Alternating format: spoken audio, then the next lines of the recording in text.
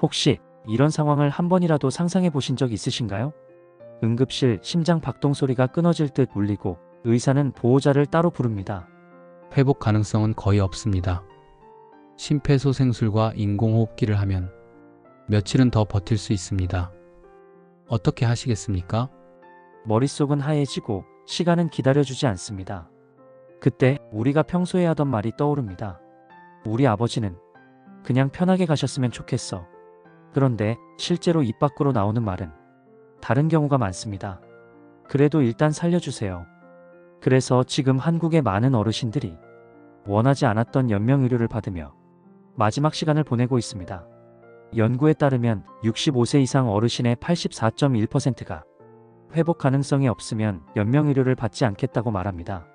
하지만 실제로 사망자 중에서 연명의료를 유보하거나 중단한 비율은 16.7%, 10명 중 8명은 원치 않습니다.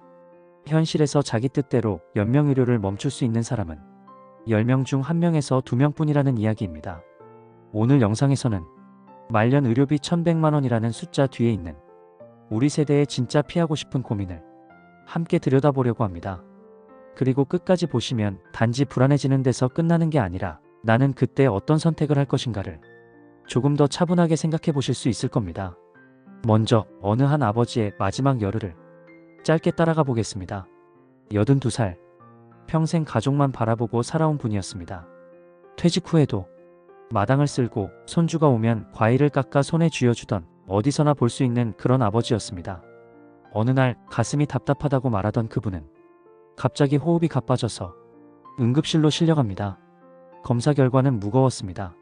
심장은 많이 약해져 있었고 다른 장기들도 이미 지쳐있는 상태였습니다.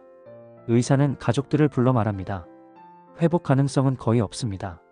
심폐소생술과 인공호흡기를 연결하면 며칠은 더 버틸 수 있습니다. 아들은 알고 있습니다. 아버지는 관 꽂고 연명치료받는 건 원치 않으셨지.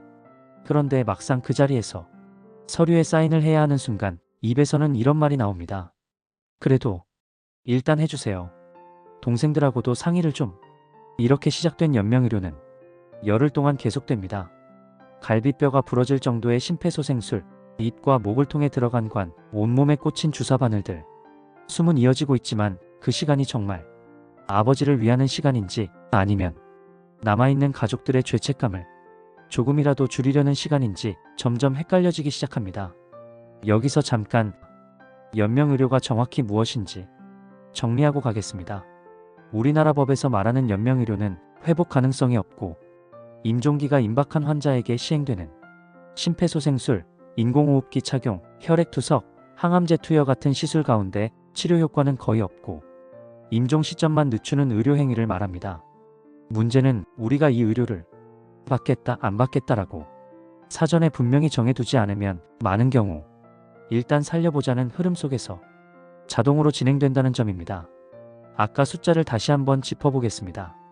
65세 이상 어르신의 84.1%는 회복 불가능 상태에서 연명의료를 받지 않겠다고 답했습니다. 그런데 실제 사망자 중 연명의료를 유보하거나 중단한 비율은 16.7%. 간단히 말해서 생각과 현실 사이의 간격이 70% 가까이 벌어져 있는 겁니다. 게다가 연명의료를 경험하는 사람의 비중도 지난 10년 동안 더 늘었습니다. 2013년에는 사망자의 약 55%가 연명의료를 받았는데 2023년에는 이 비율이 67%로 올라갔습니다. 연명의료 결정법이 생기고 사전 연명의료 의향서 제도가 만들어졌지만 현실에서 연명치료를 받으며 떠나는 사람의 비율은 아직 줄지 않았습니다. 고통의 문제도 그냥 넘어갈 수 없습니다. 국민건강보험공단 연구진은 여러 시술과 통증을 종합해서 연명의료 고통지수를 만들었습니다. 가장 아픈 단일 질환의 통증을 10점이라고 했을 때 연명의료 환자의 평균 고통은 35점이었습니다. 평균만 놓고 봐도 일반적인 최대 통증의 3.5배입니다. 고통이 심한 상위 20%의 환자들은 127점에 해당하는 통증을 겪고 있었습니다.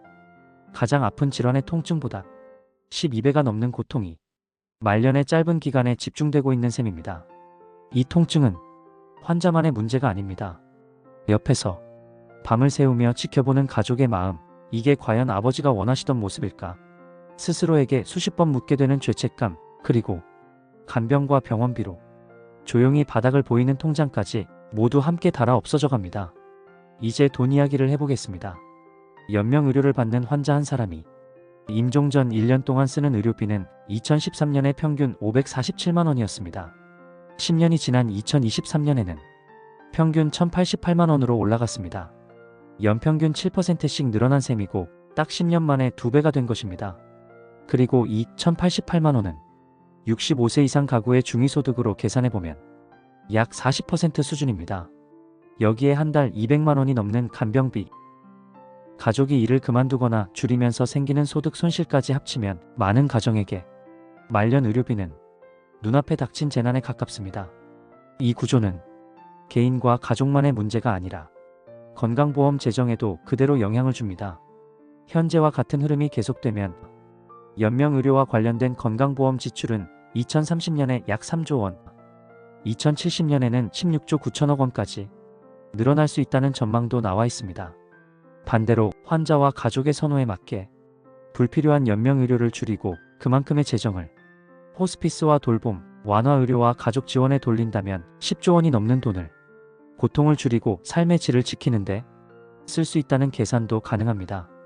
그렇다면 우리나라는 제도적으로 어디까지 와 있을까요? 2018년 우리나라는 연명의료결정법을 시행했습니다. 정식 명칭은 호스피스 완화의료 및 임종 과정에 있는 환자의 연명의료 결정에 관한 법률입니다. 이 법은 임종기 환자가 원하지 않는 연명의료를 거부하거나 중단할 수 있도록 절차를 마련한 법입니다. 여기에는 두 가지 중요한 문서가 있습니다. 하나는 건강할 때 미리 작성하는 사전 연명의료 의향서, 또 하나는 말기나 임종기에 이르렀을 때 의사와 상의하며 작성하는 연명의료 계획서입니다. 이 문서들을 통해 어떤 상황에서 어떤 의료는 받고 어떤 의료는 받지 않겠다는 본인의 뜻을 미리 남길 수 있습니다. 2024년에는 앞으로 5년 동안의 방향을 담은 제2차 호스피스 연명의료 종합계획도 발표되었습니다. 이 계획의 목표는 분명합니다. 연명의료를 억지로 줄이자는 것이 아니라 누구나 삶의 존엄한 마무리를 보장받을 수 있게 하자는 것입니다. 이 제도는 조금씩 실제 변화도 만들고 있습니다. 사전 연명의료 의향서를 작성한 사람은 제도 시행 이후 빠르게 늘어나 지금은 200만 명을 훌쩍 넘었고 300만 명에 가까워지고 있습니다. 연명의료를 중단하는 과정에서 본인이 미리 써둔 문서나 직접 표현한 의사를 근거로 하는 비율도 처음에는 30%대였지만 지금은 절반을 넘어서고 있습니다.